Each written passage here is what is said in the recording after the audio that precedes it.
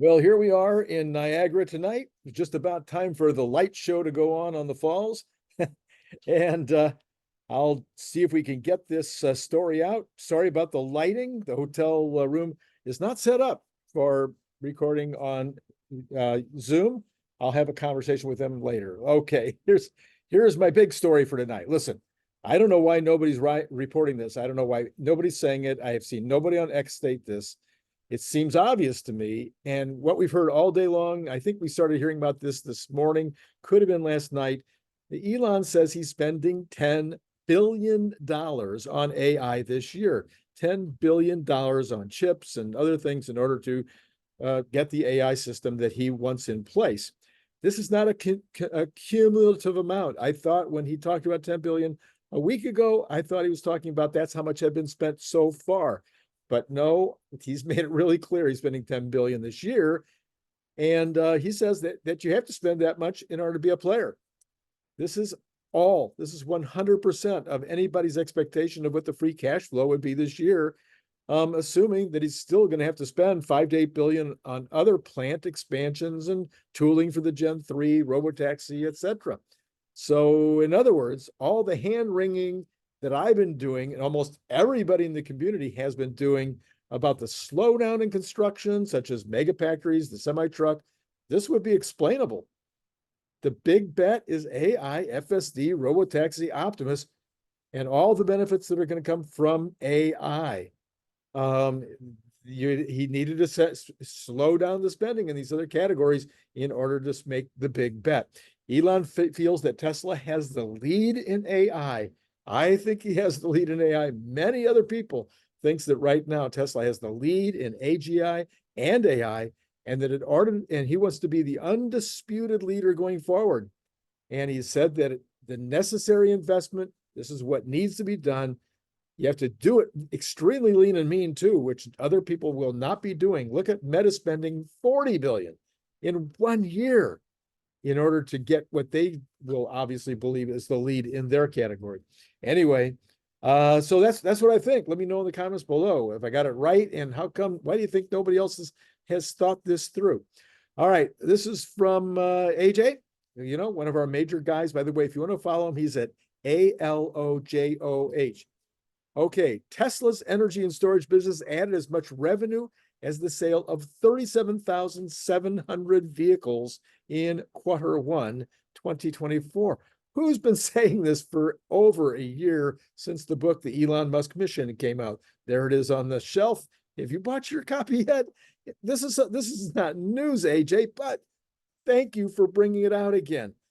We're going to make the amount of money going to be made on energy storage is amazing. It's huge. And the rest of the investment community has no idea. This is an arbitrageable piece of information for you. He says this is more than NIO's total sales, or more than the combined sales of Xpeng and Polestar. Tesla's energy and storage business also has much better margins than theirs are Tesla's own margins. Okay, I'm pretty sure you know this already, but because I'm out and about and I'm not quite as on top of things right now, version 12.3.6 is actually now going out to the world. It includes self-parking.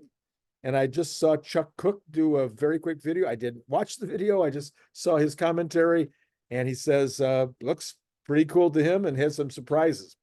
I'll try to look at that and others by tomorrow so that I'll be more up to date on what 12.3.6 is acting like. Shoot, I haven't even had a chance really to report on 12.3.5 yet, but I'll see what I can do by tomorrow. And then this is just breaking from Sawyer Merritt. He says Top Gear has just released a new Cybertruck off-road video.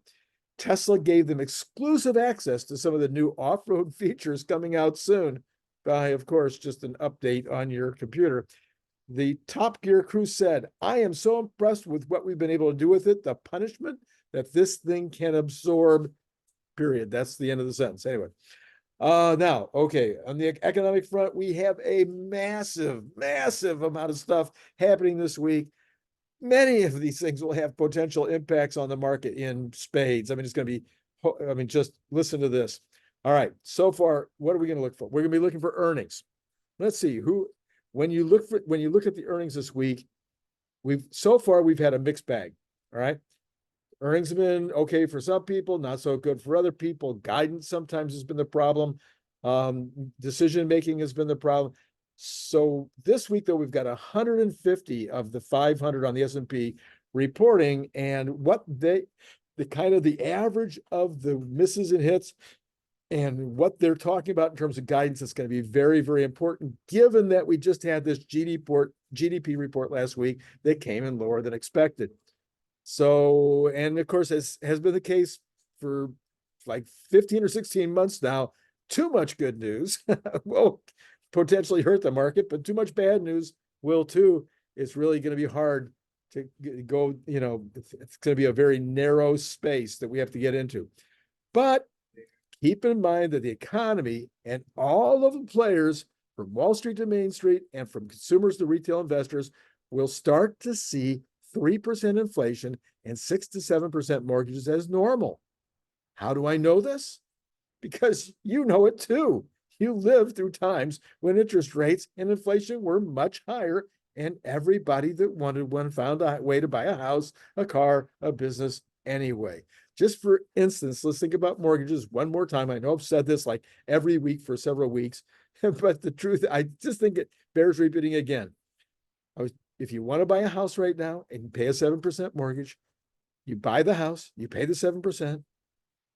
Or if you don't want to pay 7%, you can buy it down to 5, buy it down to 4, buy it down to 3. You can buy it down to whatever you want, generally speaking, with some mortgage companies. But if you don't, and you just buy it at 7%, if interest rates never come down, well, you did okay. If they go up, you did okay. If they go down more than a half a point, you can go back and refinance it. Goes down more than a point, refinance it again. Anyway, this is not rocket science. If it was rocket science, Elon would be in the business. Okay. On the other hand, the Fed is determined to get inflation back to 2%. And raising interest rates at this point would, in my humble opinion, be counterproductive and result in potentially bad long-term results. Anyway, let's take a look at the reports that are coming out this week, because this will be a little crazy. Well, let's start with the earnings reports. We got Advanced Micro Devices, Amazon, Super Microcomputer. Those are all on Tuesday. Then you got Qualcomm and Apple on Thursday. Super Microcomputer, a little under some pressure right now. You've got Advanced Micro Devices going crazy. You got Amazon. Be interesting to see how they come out, whether they're still growing their AWS at the same rate as other people's are, or whether they're starting to lose share. Anyway, lots of super at Apple, supposedly now the fourth largest maker or seller of iPhones or smartphones in China, down from where they were. Lots of interesting things going to happen in those reports this week. All right, let's look at Tuesday. We get the Employment Cost Index. That'll be the first one.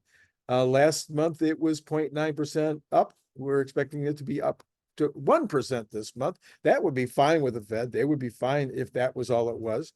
I don't know how the Employment Cost Index stays so low when we're hearing that wages are up 0.3, 0.4% per month. Anyway, then we've got the Case-Shiller Home Price Index. Nobody's making a guess on that one. It was up 6.6% year over year last month. We'll see where it comes out this month. I'm suspecting that it's still going to be in that range. Chicago Business Barometer comes out on Tuesday as well. It is sitting at 41.4%. I'm sorry, not percent, a score of 41.4 last month, expected to jump up to 47%.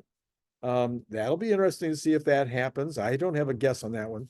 Consumer confidence last month was 104.7, expected to drop to 103.5, and it could even be worse than that because of what we saw from the other consumer confidence readings earlier. On Wednesday, we get the ADP employment numbers. Last month, 184,000 up. This month, they're saying it might be 200,000 up. No idea how they're guessing the ADP employment number. I think that one would be one of those, we're just guessing. Construction spending was up 0.3% last month, expecting it to be up 0.3% again this month. I have no guess on that. ISM manufacturing was slightly above line at 50.3 last month, expected to drop a little to 50.2 this month. We're seeing some evidence of a little bit of positive news in manufacturing. It'll be interesting to see if the ISM report shows more evidence there as well. Job openings. This is one the Fed looks at very closely. Was 8.8 million last month, thinking it'll come down to 8.7 million. Again, these economists, I do believe in most cases, are really guessing. And if I said anything, I'd be guessing. But I would be expecting to see these job openings starting to be lower. I would be expecting to see them going closer to a 1-to-1 ratio instead of these high ratios that we have now compared to the number of people that are seriously looking for work. Also on Wednesday, guess what we get? We get the Federal Open Market Committee interest rate decision from the Fed. And then half an hour, that's at 2 o'clock Eastern, and then at 2:30 Eastern, we get Fed Chair Powell's press release. How in the world am I going to be able to listen to that on Wednesday? This is not going to be good. I'm probably going to be way late this month. Oh, well, sometimes you just can't get it done. Auto sales will come out on Wednesday as well. No guess. It was 15.5 million last month. I'm thinking annual rate. Okay, that's the annual rate. I'm thinking that might be coming down. But they don't have a guess. Okay, Thursday then, we get initial jobless claims. As always, you know what I think about the initial, the entire jobless claims thing now is completely either bogus or crazy, because here we go again. 210 is their projection after 207,000 last month. No change month after month, or week after week after week. It's exactly like 200, 210, 220, 230. There's never a really weak, it never jumps up to 280. It never goes down to 150. It is too weird. I don't know. I can't explain it. I don't have any honest, I can't go out and do the reporting on this myself in order to find out what's going on, but I wish somebody would dig deeper. U.S. trade deficit last month was 68.9. They're expecting that to jump up a bit to 69.2. We have the productivity numbers coming out. Wow. Now, this is what I am going to have an opinion on. Last month, the productivity number was at 3.2% up. They're suggesting the productivity number is only going to be up 1%. And I'm going to say this is going to be a big beat. This is something these guys, I don't know where they're getting 1%, why they think it's only 1%. I'm going to go for a very large beat on this number. Then we've got unit labor costs going up. Now, we had this other one before, U.S. unit labor costs before. Up here, we were talking about, let me go back up here, employment cost index going up 1%, employment cost index. And then we have this other thing called the U.S. employment, I'm sorry, where did it go? Unit labor cost going up 3%. That's unit labor. Okay, unit labor going up 3%. I don't know what the difference is between those indexes. And I bet you I won't have time to figure it out this month. Factory orders last month, 1.4 up. So they're projecting up 1.6%. That would be extremely good news. I'm not sure why they think that's going to be up. They weren't as bullish on that other report on manufacturing. Anyway, here we go. The big one, Friday. Unemployment, 250,000 is the number they're expecting compared to 303,000 last month. Remember, what we're looking for here is, I could care less what this initial number is. I want to know what the changes are. What happened to this 303,000? Is it now 180,000? It wouldn't surprise me. That's what we want to look at. I want to see what the changes are, not only the change for last month, but the change for the previous month. This was the first time when there wasn't a big change on the previous month. I want to see, now do they change it and lower it also? This is going to be a really important part of what we're going to see this week. U.S. unemployment rate, U.S. unemployment report, unemployment rate, 3.8. They're saying it's going to stay the same. I have no reason to question that. U.S. hourly wages up 0.3% after being up 0.3% last month. Hourly wages year over year, for some reason, they're making no guess. Last month, it was 4.1. And then the ISM services report to go along with the ISM manufacturing, last month was 51.4. They're saying it's going to go to 52. All right. Whoops. I'm so sorry. Where are the markets now? Let's take a quick look at where the markets are.